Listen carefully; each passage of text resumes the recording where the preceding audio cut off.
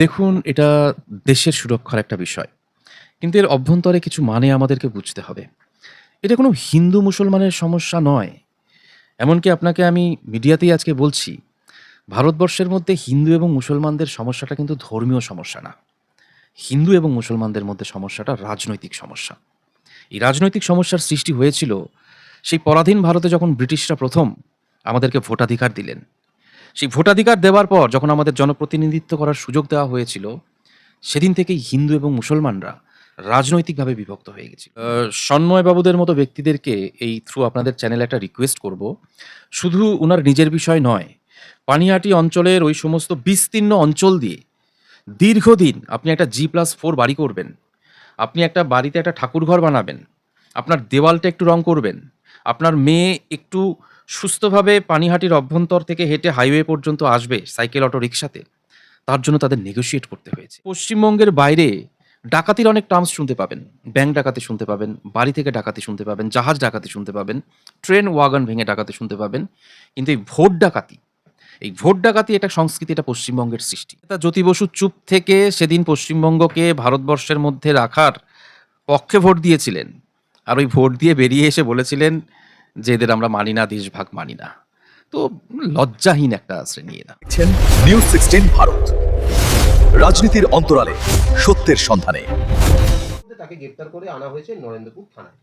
এটা তদন্তকারী সংস্থাকে সম্পূর্ণ ফ্রি হ্যান্ড দেওয়া উচিত, যাতে এই লায়েক আলীদের মতো ব্যক্তিদের বিরুদ্ধে এই যে ষড়যন্ত্রমূলক যে আচরণ, সেই বারুইপুরে ট্রেন লাইন উপড়ানো থেকে শুরু করে অন্যান্য যা কিছু রাষ্ট্রবিরোধী কার্যকলাপ হয়েছে, এর গভীরে কি ষড়যন্ত্র লুকিয়ে আছে সেটা খুঁজে বের করা। সিপিএম গন্ধ দেখছে, সিপিএম বলছে এটা এই লায়েক আলীরা দীর্ঘদিন এই দক্ষিণ অঞ্চলটা যেটা আছে, তারা এই বারুইপুর কাণ্ডে হয়তো প্রকাশ্যে এসেছে। এদের দীর্ঘদিনের এই জাতীয় ষড়যন্ত্রমূলক কর্মকাণ্ড আছে। এরা সুযোগে থাকে যে কোনো একটা ইস্যুকে নিয়ে এরা কি করে দেশবিরোধী একটা শক্তিকে জাগ্রত করে এই ওয়েস্ট বেঙ্গলকে ডিস্টেবিলাইজ করবে। এখন না বললেই নয়, ওরা কিন্তু মুখ তো তখনই বন্ধ হয়ে গেছে যখন পশ্চিমবঙ্গের ইতিহাসে এরকম একজন ধর্ষণকারী, আমি কোনো অবস্থাতেই এনকাউন্টারটাকে লিগালি জাস্টিফাই করি না, কিন্তু যে ঘটনা ঘটেছে বিরোধীদের মুখ তাতে বন্ধ হয়ে গেছে। লায়েক আলীদেরকে আলাদা করে অ্যারেস্ট করে বিরোধীদের মুখ বন্ধ করতে হবে। লায়েক আলীরা এত বড় রাজনৈতিক কোনো কর্মী বা নেতা হননি। এরা সুযোগে থাকেন যে কি করে একটা দেশবিরোধী সম্প্রদায়কে জাগ্রত করে তুলবেন, রেল লাইন ভাঙচুর করবেন, সরকারি সম্পত্তি ভাঙবেন। তো এতে তদন্তকারী সংস্থা ফ্রি হ্যান্ডভাবে তদন্ত করবে এই বিষয়ে। দেখতে পেলাম যে গুন্ডা দমন যে পশ্চিমবঙ্গের মতো রাজ্যে, যেখানে বিশৃঙ্খলা একটা সময় দেশবিরোধী অধ্যায়ে পরিণত হয়ে যায়, সেখানে প্রশাসনের হাতে এ জাতীয় একটা আইন খুব জরুরি ছিল। প্রশাসন আইনটাকে যদি আইনের মধ্য থেকে প্রয়োগ করে, এতে পশ্চিমবঙ্গ তথা ভারতবাসী উপকৃত হবে। কথাটা বললেন যে ওইখানে যে লাহেক আলীরা যে সিলেক্টিভ আউটরেজ, ওনাদের আগে থেকে ওই পলিট ব্যুরো না কি একটা বলে আর কি, আগে থেকে ওনারা মিটিং করে ঠিক করে রাখেন যে কোন জাতীয় বিষয়গুলোতে ওনারা সোচ্চার হবেন আর কোন জাতীয় বিষয়গুলোতে ওনারা নির্বাক থাকবেন। এই সিপিএমরা যখন তসলিমা নাসরিনকে পশ্চিমবঙ্গ থেকে তাড়াতে হয়েছিল, মুখ খোলেননি। এই সিপিএমের নেতারা পশ্চিমবঙ্গময় শুধু নয়, এই বাংলাময় স্বাধীনতার আগে থেকে যত হিন্দু বিরোধী অপরাধ হয়েছে, ওনারা চুপ থেকেছেন। নেতা জ্যোতি বসু চুপ থেকে সেদিন পশ্চিমবঙ্গকে ভারতবর্ষের মধ্যে রাখার পক্ষে ভোট দিয়েছিলেন। আর ওই ভোট দিয়ে বেরিয়ে এসে বলেছিলেন যে এদের আমরা মানি না, দেশভাগ মানি না। তো লজ্জাহীন একটা আছে। না, আমরা যে জিনিসটা দেখেছি বিকাশ রঞ্জন কোর্টে যাচ্ছেন না কেন? হাইকোর্টে গিয়ে মামলা করছেন না কেন? তদন্তকারী সংস্থা আইনের মোতাবেক কাজ করবে। বিচার বিভাগ সেটাকে মনিটর করার জন্য থাকবে। কোর্টে গিয়ে বলুন। আসলে এদের সমস্যাটা হচ্ছে, এরা এখনো ওই বানতলা কাণ্ডের ইতিহাস থেকে বেরোতে পারেনি। এরা মরিচঝাঁপি থেকে বেরোতে পারেনি। এরা ওই ঐতিহাসিক স্মৃতিগুলো তো মাথায় নিয়ে রাজনীতি করা পাবলিক, এদেরকে অনেক কিছুই মনে হবে। পশ্চিমবঙ্গ সামনের দিকে এগোচ্ছে, এদেরকে বুঝতে হবে, এদেরকে ঠিক হয়ে যেতে হয় নেই। ভোটে প্রত্যাঘাত লায়েক আলীরাই তো এদের আগামীর ভবিষ্যতের একমাত্র আশার আলো। তো এই আলীদের সাথেই থাকবেন আর কি। আরেকজনকে গ্রেপ্তার করা হয়েছে, ইনি হচ্ছেন পানিহাটি টিম থেরাপি, এটা না আমাদের সংস্কৃতি, না এটা কাম্য। কিন্তু বাস্তবিক যে বিষয়টা রয়েছে, এই পানিহাটি অঞ্চলগুলোতে ওই ওই ভদ্রলোকের নাম বোধহয় লোকাল অঞ্চলে কুচি বা কেঁচো এরকম কিছু বলে ডাকে। তো এই কেঁচো কুচি এরা পানিহাটি অঞ্চল, সোদপুর অঞ্চলগুলোকে এতদিন যে নরক যন্ত্রণায় রেখেছিল, তাতে সাধারণ মানুষের যে ক্ষোভ, সেই ক্ষোভের একটা বহিঃপ্রকাশ ঘটছে। কিন্তু প্রশাসনকে কখনোই এগুলোকে প্রশ্রয় দেওয়া উচিত নয়। এটুকুই বলার আছে এখানে, আর কি করব? পাবলিক ডিম মারছে, এটা তো আটকানো উচিত। তৃণমূলের টপ টু বটম দেখুন, বিষয়টা ফানি না। তৃণমূল কংগ্রেসের মধ্যে যেকোনো ব্যক্তি, যারা রাজনৈতিক ব্যক্তি ছিলেন, রাজনৈতিক ব্যক্তিদেরকে আমরাও প্রথমে ভেবেছিলাম, আমরা বলতে সাধারণ পশ্চিমবঙ্গবাসী, যে সেই রাজনৈতিক ব্যক্তিগুলোর মধ্যে থেকে কিছু স্বচ্ছ মানুষ থাকবেন, কিছু ভালো মানুষ থাকবেন। তাদের প্রতি প্রশাসন এবং ক্ষমতাসীন দলকে রাজনৈতিক শিষ্টাচার দেখাতে হবে। কিন্তু সমস্যাটা যেটা হয়ে দাঁড়াচ্ছে, একজনকে, দুজনকে, তিনজনকে খুঁজে পাওয়ার পর আপনি চতুর্থ ব্যক্তি খুঁজে পাবেন না, যে একই সঙ্গে তিনি রাজনৈতিক ব্যক্তিত্ব, স্বচ্ছ ধারণার এবং পাড়া প্রতিবেশীর মধ্যে তার বিরুদ্ধে কোনো অভিযোগ নেই। তো এটা তো একটা বাস্তবিক সিচুয়েশন। কিন্তু সবকিছুর পরেও বলছি, এই সিচুয়েশন থেকে আমাদের শীঘ্র বেরিয়ে আসতে হবে। এভাবে ডিম মারাটা কোনো কাম্য। তীর্থঙ্কর একে আগাম জামিন দেবেন কি দেবেন না, এটা তো মহামান্য বিচার বিভাগের বিষয়। কিন্তু দীর্ঘদিনের ওকালতি থেকে এটুকু জানি যে একজন মানুষ কখন আগাম জামিন চাইতে যান। কিছু ইনভলভমেন্ট তো থাকতে হবে, অ্যাপ্রিহেনশন অফ দ্য অ্যারেস্ট থাকতে হবে। তা উনি ভয় পাচ্ছেন কেন ওনাকে অ্যারেস্ট করা হবে? আসলে আমি জানি না আপনারা দেখাতে পারবেন কি না, পানিহাটি এই অঞ্চল জুড়ে যে বেল্ট, এই বেল্ট এক এক সময় সিপিএম বা বামপন্থীদের এক একটা স্বর্গরাজ্য ছিল। তৃণমূল কংগ্রেস ক্ষমতায় আসার পর যাদের দ্বারা তারা ক্ষমতায় এসেছিলেন, সেই সমস্ত দুষ্কৃতীদেরকে কখনোই আর নিয়ন্ত্রণ করতে পারেননি। এই দুষ্কৃতিরাজ সিপিএম বা বামপন্থীরা অনেক আগেই শুরু করেছিল। কিন্তু 2011-র সেই নির্বাচনে এই দুষ্কৃতীদের মাধ্যম দিয়ে নির্বাচনী বৈতরণী পার হওয়ার পর তৃণমূল কংগ্রেস সাংগঠনিকভাবে কিছুটা প্রয়াস হয়তো নিয়েছিল শুরুতে, আটারলি ফেল করে এবং আলটিমেটলি 12, 13, 14 সালের পর থেকে এই সমস্ত অঞ্চলটা একটা দুষ্কৃতী রাজে পরিণত হয়। আমরা এইগুলোর একটা দুটো উদাহরণ এখন দেখতে পাচ্ছি। আমরা দেখেছি যে এই জায়গা পশ্চিমবঙ্গে ভারতীয় জনতা পার্টির এই স্বাধীনতার পর থেকে এতগুলো বছর লেগে গেছে ক্ষমতায় আসতে, তার অন্যতম একটা কারণ ছিল যে মধ্যবিত্ত বা উচ্চ মধ্যবিত্ত বাঙালিদের শিক্ষিত শ্রেণী, তাদের সবচেয়ে বড় একটা উইক পয়েন্টের জায়গা ছিল হেনস্থা, শারীরিকভাবে নিগ্রহ। সিপিএম বলুন, তৃণমূল বলুন, এই বিজেপিকে ঠেকাতে তারা প্রথম যে অস্ত্র প্রয়োগ করেছিল, এই ভদ্র সভ্য রুচিশীল মানুষদেরকে ফিজিক্যালি অ্যাসাল্ট করো, তাদের হেনস্থা করো এবং তাদেরকে রাজনীতি থেকে দূরে রাখো। পশ্চিমবঙ্গের বাইরে ডাকাতির অনেক টার্মস শুনতে পাবেন। ব্যাংক ডাকাতি শুনতে পাবেন, বাড়ি থেকে ডাকাতি শুনতে পাবেন, জাহাজ ডাকাতি শুনতে পাবেন, ট্রেন ওয়াগন ভেঙে ডাকাতি শুনতে পাবেন। কিন্তু এই ভোট ডাকাতি একটা সংস্কৃতি, এটা পশ্চিমবঙ্গের সৃষ্টি। সন্ময়বাবুদের বিরুদ্ধে 21 সালে এই ঘটনা ঘটেছিল, ডকুমেন্টেড এভিডেন্স আছে। আমরা দেখেছি যখন তৃণমূল এখানে সন্ময়বাবুদের মতো ব্যক্তিদেরকে এই থ্রু আপনাদের চ্যানেলে একটা রিকোয়েস্ট করব, শুধু উনার নিজের বিষয় নয়, পানিহাটি অঞ্চলের ওই সমস্ত বিস্তীর্ণ অঞ্চল দিয়ে দীর্ঘদিন আপনি একটা G+4 বাড়ি করবেন, আপনি একটা বাড়িতে একটা ঠাকুরঘর বানাবেন, আপনার দেওয়ালটা একটু রং করবেন, আপনার মেয়ে একটু সুস্থভাবে পানিহাটির অভ্যন্তর থেকে হেঁটে হাইওয়ে পর্যন্ত আসবে সাইকেল, অটো, রিক্সাতে, তার জন্য তাদের নেগোশিয়েট করতে হয়েছে। প্রচুর অপমান, প্রচুর শারীরিক নিগ্রহ, মহিলাদের প্রতি অত্যাচার, এগুলোর অভিযোগ নিয়ে যখন থানায় যাওয়া হয়েছে, তারা সিম্পল কমপ্লেন রিসিভ করে রেখে দিয়েছে বা কমপ্লেন পর্যন্ত নেয়নি।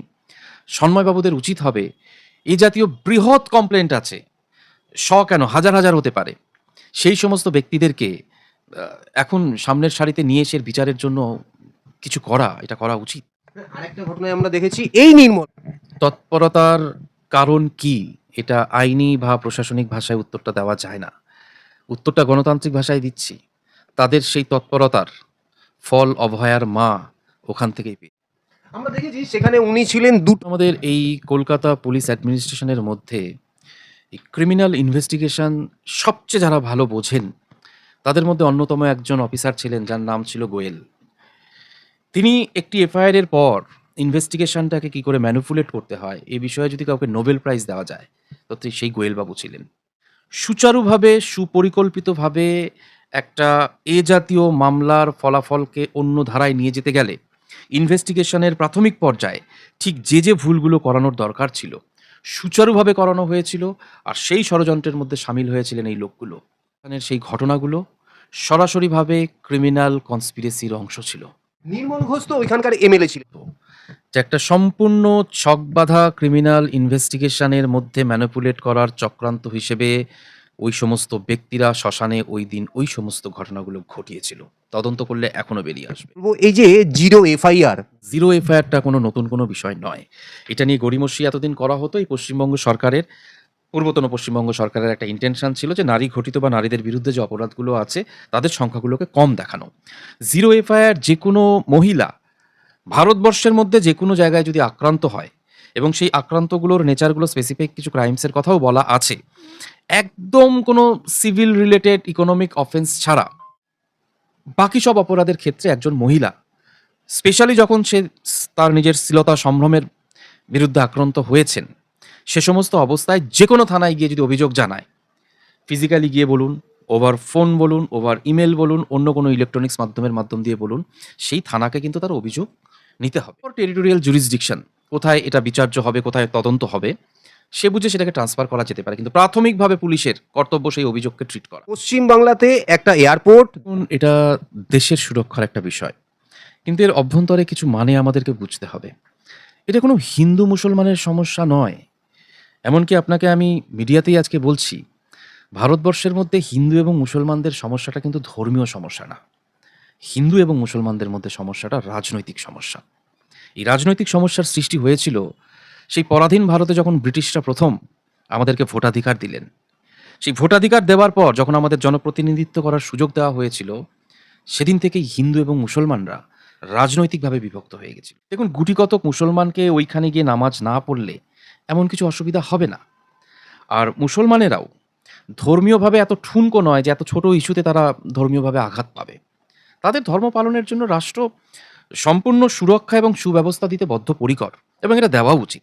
কিন্তু এটা মসজিদ নির্মাণকে বা একটা মসজিদের অবস্থিতির কারণে, যেখানে হাজার হাজার বিমান সারাদিনে নাপচে উঠছে এবং সেখানে প্রবেশাধিকার শিথিলতা করে যে সুরক্ষাহীনতার কাজ পূর্বতন সরকারটা করেছিলেন, এতে আমি আপনাকে জোর দিয়ে বলছি মুসলমানরাও সেটা চাননি। বর্তমান সরকার এই পলিসি অফ অ্যাপিসমেন্ট থেকে সরে এসে শক্তভাবে কাজটা করছে, কিন্তু এটা খুব জেনুইন একটা কাজ। এটা তো আগের গভর্নমেন্টরাও করতে পারতো এবং তাতে মুসলিমরাও কোনো বিরোধিতা করতো না। শুধু শুধু রাজনীতি করার জন্য, ওপর দিয়ে অ্যাপিসমেন্ট করার জন্য, জামাই আদর করার জন্য, ভোট পাওয়ার জন্য এই কাজগুলো করেছে, এবং মুসলমানরাও তাতে তিতিবিরক্ত হয়ে একদিন এই সমস্ত চিপ পলিটিক্সকে বিদায় জানিয়ে দিই। 16 আগস্ট, ওই দিন যেটা বললেন 16ই আগস্ট, দেখুন, ভারতবর্ষের রাজনীতি অনেকটা ম্যাচিওর করে গেছে। ইতিহাস হবে এখন আমাদের যুদ্ধের নতুন প্রেক্ষাপট, রাজনৈতিক যুদ্ধের। 47 আসবে, তার আগেও আসবে, বঙ্গভঙ্গ আসবে, 16ই আগস্টের ডাইরেক্ট অ্যাকশন ডেও আসবে। তো বর্তমান প্রজন্ম, যাদের হাতে স্মার্টফোন আছে, যাদের হাতে গুগল আছে, তাদের অনেক কিছু জানার সুযোগ হবে। এই কলকাতার বুকে সর্ববৃহৎ বাঙালি হিন্দু, বাঙালি শুধু নয়, বাঙালি মানেই হিন্দু, হয়তো হিন্দু নিধন যজ্ঞ যেটা চলেছিল এই মহানগর কলকাতার বুকে 16ই আগস্ট, সেই ইতিহাস আমাদের ভুললে চলবে না। আমি বলছি না ইতিহাস থেকে কোনো প্রতিশোধ নিতে হবে। খেলা সেবারও ভালোই হয়েছিল, 1:10 আমাদের পূর্বপুরুষরা খেলেছিল। গোপাল মুখার্জিরা খেলেছিলেন, যুগলবাবুরা খেলেছিলেন, বেলেঘাটার ঘোষ গোয়ালারাও খেলেছিলেন, মানিকতলার জয়সওয়ালরাও খেলেছিলেন, একসাথে খেলা হয়েছিল, দারুণ খেলা। সো ইতিহাস থেকে আর প্রতিশোধের জায়গা নেই, কিন্তু আগামীর প্রজন্মকে জানতে হবে। যদি 16ই আগস্ট আমরা না জানতে পারি, 47-এর 15ই আগস্ট সম্পর্কে জানাটা অধরা রয়ে যাবে। বর্তমান প্রজন্ম সেটা জানুক, জাস্ট গুগলে একটু সার্চ করলেই জানতে পারবে। দেখছেন নিউজ 16 ভারত, রাজনীতির অন্তরালে সত্যের সন্ধানে।